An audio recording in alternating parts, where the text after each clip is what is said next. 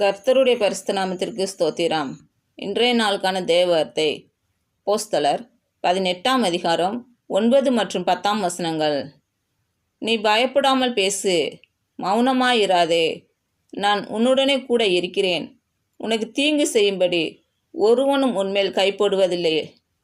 இந்த பட்டணத்தில் எனக்கு அநேக ஜனங்கள் உண்டு என்றார்.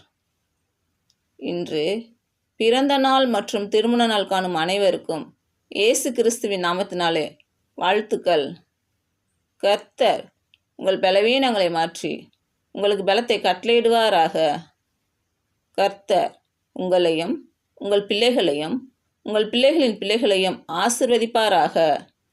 கர்த்தர் உங்களோடு இருந்து உங்கள் பணிகளையும் பயணங்களையும் ஆசீர்வதிப்பாராக. ஆமீன்.